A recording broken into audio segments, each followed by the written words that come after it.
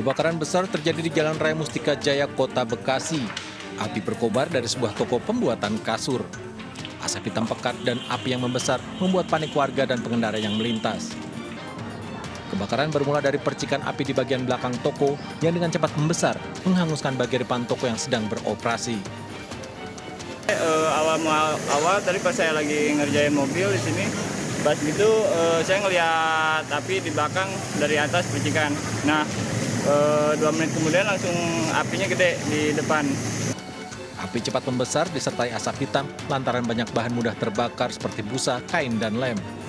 Api nyaris merambat ke sejumlah bangunan di sekitarnya. Api dari mana berasal? Dari listrik yang ada di dalam, dia kalau misalnya nyalain apa tadi ya, alat listrik itu mati, jepret, dinaikin, terus ada ledakan kecil. Akibat kebakaran, arus lalu lintas di Jalan Raya Mustika Jaya terpaksa dialihkan sementara. Kebakaran dipadamkan 5 unit mobil damkar dari Kota Bekasi. Dari Bekasi, Jawa Barat, Rahmat Hidayat, iNews melaporkan. Pemirsa, Timnas U23 akan tampil di semifinal Piala Asia di Stadion Abdullah bin Khalifa, Doha, Qatar. Harapan besar akan kebangkitan sepak bola tanah air disampaikan pendukung Garuda Muda. Berikut informasinya. Timnas yang masuk semifinal sama optimis nggak Mas bakal menang? Optimis banget itu, pasti menang. Bisa 2-0 lah kira-kira skornya.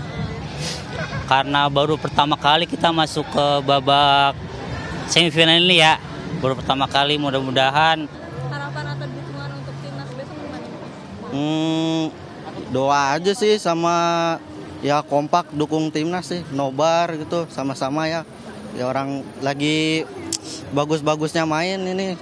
Semoga ya untuk besok Senin jam 9 malam kita bisa menang dan lolos Olimpiade serta masuk ke final. Nah, untuk prediksi skornya menurut Mas berapa? Untuk prediksi skornya saya berharap Indonesia bisa menang. MNC Group meluruskan informasi miring yang beredar akan adanya larangan nonton bareng laga semifinal Piala Asia AFC 2024. Menurut Direktur Programming RCTI, nobar tidak dilarang sepanjang tidak mengkomersilkan ajang nobar. Seperti halnya AFC Under-23 ini bukanlah hak siar baru yang kami peroleh. Bahkan hak siar ini kami peroleh dari 4 tahun yang lalu.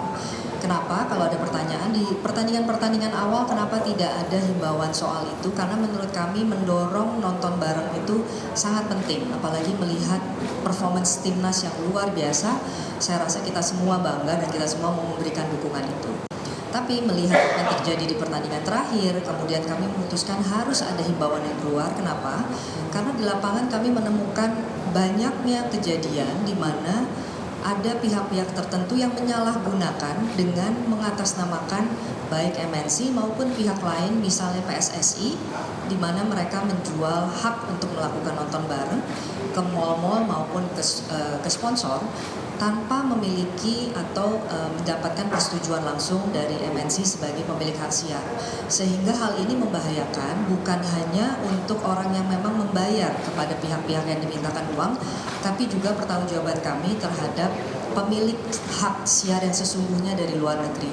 Sebagai contoh, saya izin Pak Gunawan, memang ini harus kami munculkan dan ini sudah kami diskusikan dengan teman-teman di PSSI. Dari pagi pun saya sudah berkomunikasi dengan Bapak Arya Sinulinga, sebelumnya pun juga dengan Mas Marshall ya, dari PSSI. Ini adalah salah satu contoh untuk diketahui. Ada sertifikat misalnya dikeluarkan seperti ini, dan di sini ada tulisannya PSSI, dan mereka melakukan nonton bareng.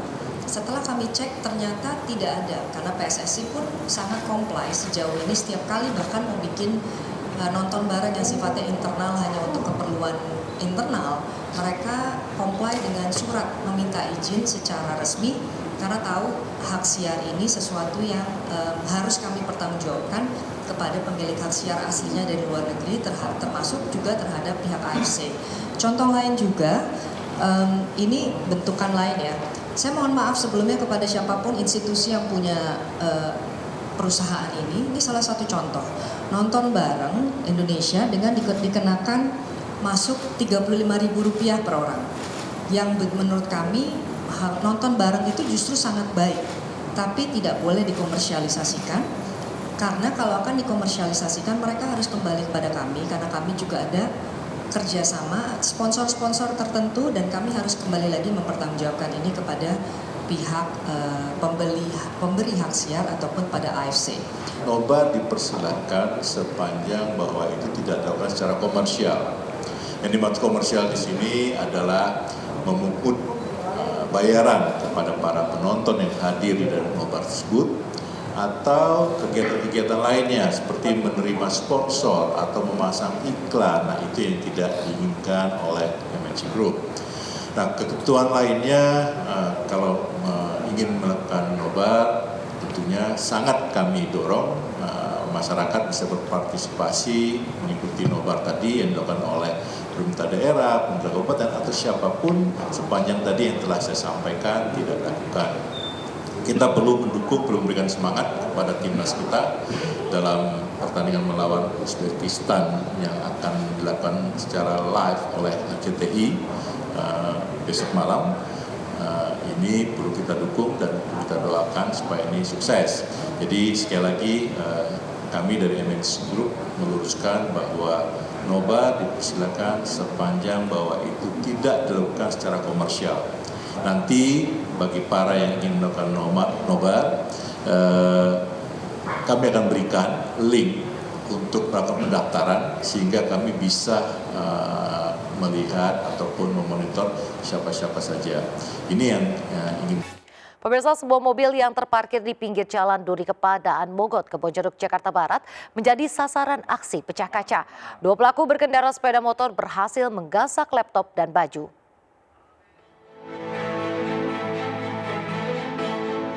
Inilah rekaman kamera CCTV. Saat 2 orang mengendarai sepeda motor berhenti di pinggir jalan Duri Kepadaan Mogot, Kebonjeruk, Jakarta Barat. 2 orang pelaku mendatangi sebuah mobil yang tengah parkir. Sementara 3 orang penumpangnya sedang makan di dalam warung. 1 orang pelaku duduk di atas motor memantau situasi. Sementara seorang pelaku lainnya melakukan pecah kaca. Hanya dalam hitungan detik, laptop dan baju yang berada di dalam mobil raib di gondol pelaku dan langsung bergegas kabur melarikan diri. Waktu saya ngelayanin itu, kasih makan, terus ada suara sih. Oh, ada suara. Tak kirain sih mobil tabrak apa gitu ya. Kita keluar bentar, nggak taunya ada orang buru-buru, terus aku langsung keluar. Kacanya pecah. Kejadian baru pertama kali terjadi dan telah dilaporkan korban ke Polsek Kebonjeruk dengan membawa alat bukti rekaman video CCTV. Dari Jakarta, Miftahul Gani melaporkan. Pemirsa, diduga lupa memasang rem tangan, truk bermuatan sapi mundur dan masuk ke jurang di Jalan Raya Bukit Tinggi Agam, Sumatera Barat. Akibatnya 2 ekor sapi mati di tempat, 9 lainnya kabur ke arah permukiman warga.